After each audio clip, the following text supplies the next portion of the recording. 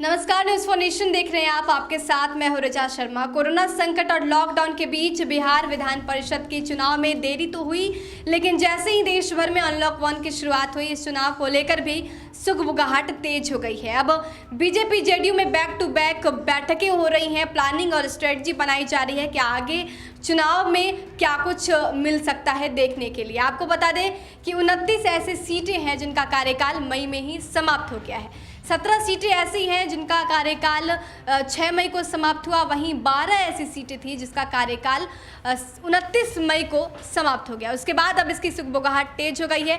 आपको बताते हैं कि पूरा समीकरण क्या है, कौन कौन प्रमुख लोग ऐसे हैं जिनका कार्यकाल समाप्त हो गया है और कौन कौन से कैटेगरी में ये सीटें अब खत्म हो गई हैं। मई में बिहार में विधान परिषद की 29 सीटें खाली हुई। बिहार में ऊपरी सदन विधान परिषद की कुल 75 सीटें हैं, जिनमें से 29 सीटें इस वक्त खाली हैं। 17 सीटों का कार्यकाल 6 मई को खत्म हुआ, वहीं 12 सीटों का कार्यकाल 23 मई को खत्म हुआ।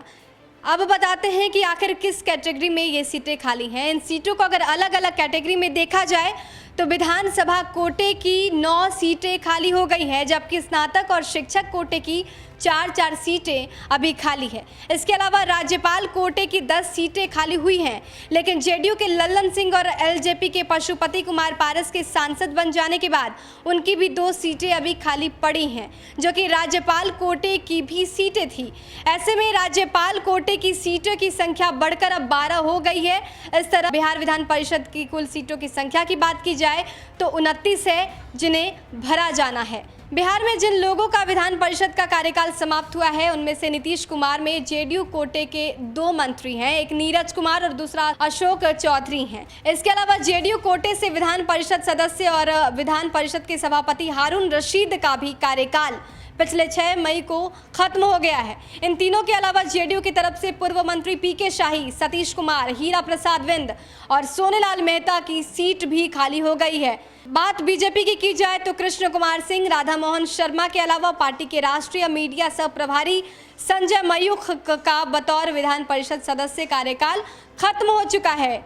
संख्या बल को देखा जाए तो विधान सभा कोटे की 9 सीटों की बात की जाए तो इन सभी सीटों पर चुनाव होने की स्थिति में मौजूदा समीकरण के हिसाब से विधान परिषद की एक सीट के लिए 25 विधायक की जरूरत होगी।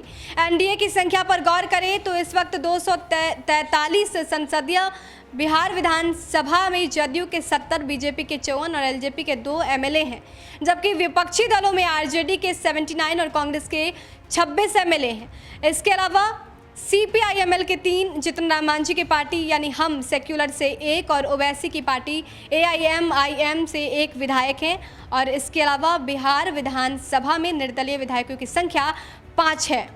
इस तरह मौजूदा संख्या बल के हिसाब से जेडीयू को 3 और बीजेपी को 2 सीटें मिलनी तय लग रही है, जबकि आरजेडी को 3 और कांग्रेस को 1 सीट मिलने की संभावना है। तो अब बिहार में बिहार विधान परिषद की सीटों को लेकर भी पेच फंसा हुआ है और सभी पार्टियां जो है इसको लेकर भी चुनावी रणनीति बना रही है कि कैसे बिहार विधान परिषद में सीटों को बटोरा जाए। देश और दुनिया के तमाम अपडेट्स के लिए हमारे साथ बने रहिए और देखते रहिए न्यूज़ फॉर नेशन। नमस्कार।